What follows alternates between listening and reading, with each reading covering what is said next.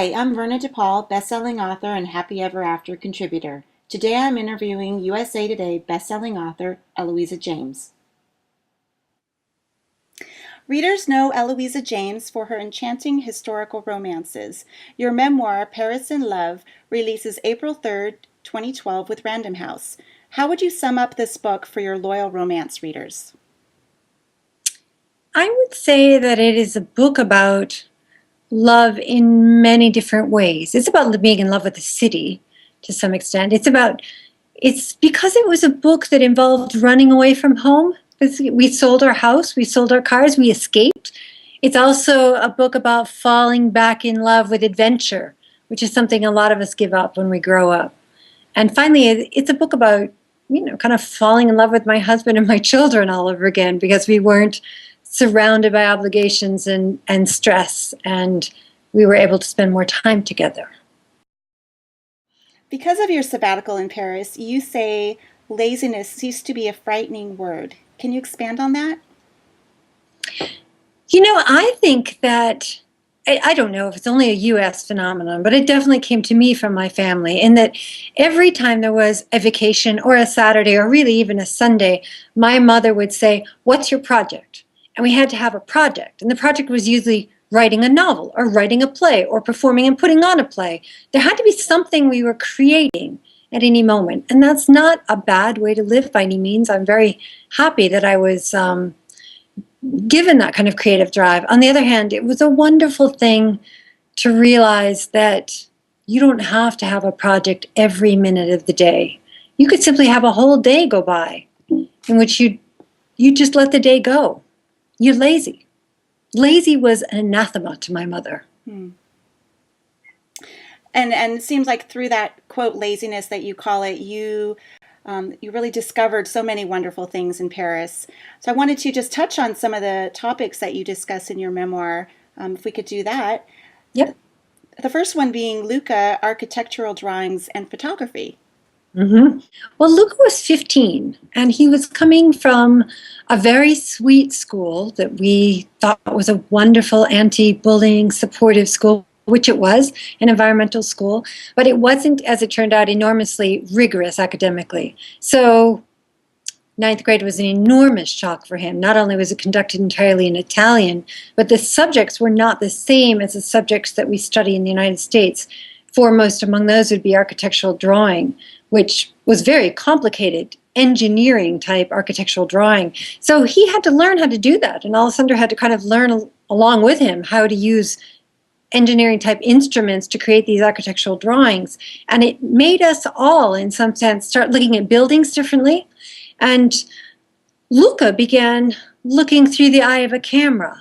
He saw Paris really through the eye of the camera, and that was a fascinating thing to watch. It's very interesting to see your child find a passion, right, and learn something new, and suddenly come home and have found really different ways of looking at Paris than the ways in which I found them. I was looking at Paris through words, and he was looking at Paris through his camera lens. So I did put some of his pictures up on my Facebook page, on my website page, the parisinlovebook.com page, if anyone wants to see them, because I think it's very interesting to think about how I captured a moment in Paris and then how he captured a moment in Paris with two very different art media. How about non-flowers and cheese and bread? Well, it's another really interesting thing about taking time off is that in our regular days, we are running past each other so much. Alessandro is the chair of the Italian department at Rutgers University, and I am at the moment co-directing creative writing at Fordham University. And so we run from place to place, from appointment to appointment, past each other. And when you're on sabbatical and you have time, you can really have a maritable battle if you want to. We don't have time for that at the moment. And we don't have any serious problems that would warrant us, sort of making time to battle it out. So one of the really fun things was having little battles and then making up and being given cheese, or Alessandro actually trying to making a stab at buying flowers, the kind of thing he used to do when we were first met. that hasn't really happened in a while, unfortunately. Your memoir is full of so many um, humorous tales, but it is also very heart-wrenching at times also. So you talk about your father and use the metaphor of watching leaves fall. Can you tell us about that? Well, it's been very hard watching my father grapple with dementia. I watched my grandmother to some extent. I wasn't really there, but I watched her fall into silence, as it were. And of course, in my father's case, he's having all the medical help as possible, but dementia is dementia, and we all know where that ends. That ends in silence. And so, for someone for whom words have been so important, for whom words have been his entire life, and he was never lazy in that regard. I don't think there's been a day in his adult life when he hasn't worked on a poem, or wrote a poem, or worked on an old poem. So watching that be stripped away from him rather than him give it up, as I did in Paris, is very hard. Being in Paris was wonderful because it allowed me to think a lot about how I want my time to go. And the fact that I wanted to Paris and love the book actually came out of the fact that I wanted to trap this year, that I wanted to remember it, that in case I'm hit with dementia, I want that 1 year to remember the stories of what Anna was like, or to remember Luca's architectural drawing, to be able to say to him, hey, this is when you picked up a camera, remember? Mm-hmm. And to capture that year of my marriage, so that if I too grapple with silence in whatever way that comes, I have captured 1 year. And it is the kind of work, it's very hard work. So it's not the kind of work that goes along with a full-time academic job. So I'm very grateful for that year. Okay, we talked about Luca and his experience in Paris. How about Anna, Pink Armor, and Loathing Paris? Can you tell us a little bit about that? Well, my daughter was 10 and she turned 11, and she very much loved her group of girlfriends back at home.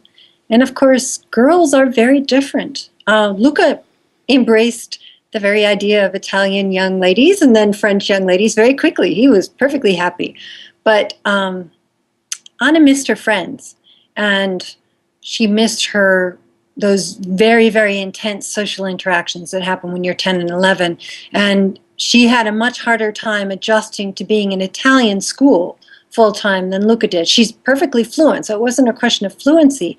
But Italian women have different ways of interacting, and it took her longer to make friends. In fact, she made enemies first, as is in that book.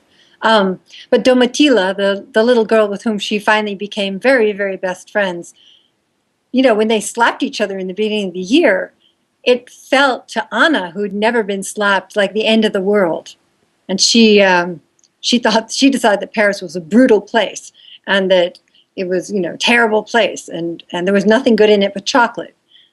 I think by the end she actually liked it quite a bit more, but she still maintains to this day that she hates Paris. Oh. So you have a chapter where you're discovering an appreciation for bras, and you have an analogy with outfits and casseroles. So could you tell us about that? Okay, I'm just really trying to remember what you're talking about. Okay. Casseroles, really? Oh, I know, I remember. Okay. All right, here's one of the main things I learned. When I went shopping in the U.S., and I think the way a lot of people go shopping, right? We say, do you want to go shopping on Saturday? And we go shopping, and we go to wherever, Macy's, Saks, wherever you go, and they have a sale rack, and there's a green dress that you like, and it's kind of a little bit too short, but you think, hey, maybe someday I'll get it fixed, and you don't think about the fact you have no green shoes, that would be too matchy. In fact, every pair of shoes you own would look terrible with this dress. You buy it anyway. And what I learned in Paris was that French women are not all thin. They really aren't. They come in all different sizes, but they continue to dress thin. They figure out what style flatters their body. And as far as I could say, they were not led astray very much by fashion at all. They had one scarf or two scarves. They had black boots. They had skirts, but the skirts were in whatever style would best complement their hips. It was not a question of, well, ruffles are in, so everyone's wearing ruffles. I didn't see that at all. So one thing I learned was that, if you've been cooking for a family, as long as I have been, or most of us have been, you realize that you cook the same things over and over, whether a casserole, it's a roast chicken or whatever. And really, dressing should be like that too. You should figure out 2 or 3 or 4 outfits that work. You should get them tailored to fit your body. And then, you know what? You just wear those outfits. What can readers expect coming up with your historical romances? Well, I just finished The Ugly Duchess, which is a version of The Ugly Duckling. And it presented an interesting problem because I wanted to write about a woman who was not attractive. So many people say about romance, oh, it's just a formula. In my experience, it's much more difficult to write within the parameters of a story that has to end in a certain way. And you could start to sense the problems with The Ugly Duchess if you think, I am not going to have this person transform herself by means of a facelift, or, this is not a version of The Swan on television. Mm-hmm. This is not a reality show. This is something where all of London is calling this woman the Ugly Duchess, and she needs to come to a place where that works. And that's a difficult emotional conundrum, and it was a very interesting one to be writing in this year after the Paris year, when Parisian sense of self is very much less connected to beauty than we would think. It's much more connected to chic, to how you put yourself together, to how you respect yourself, to how you admire yourself. And so I wanted to put that into a book, a secondary lesson I learned in Paris. Thank you so much for talking with me today. And is there anything you would like to say to readers? Anything about Paris and love you'd like to end the interview with? You know what my advice would be? It doesn't matter if you're going to travel to Paris, you're going to travel for a day, you're going to travel for a week, or you can't travel at all. I think that what we need to do is remember that adventure is not only for the 8 and 9-year-olds in our lives, that adventure is possible. And that if you don't find yourself governed by fear, you don't have to be as extreme as we were. We sold the house, we sold the cars, we rented an apartment on the internet, we fled. You don't have to do that. But I do think that going to some place that's beautiful and scary and not letting fear stop you is very important. And then the other thing I'd say is that when you actually get there, when you go to France or you go to Chicago or wherever is scary for you and somewhere you wanted to see, don't spend all your time in museums. Don't think that until you've seen the Mona Lisa, you haven't seen Paris. My advice is to sit down in a cafe and watch Paris go by and be joyful rather than learned.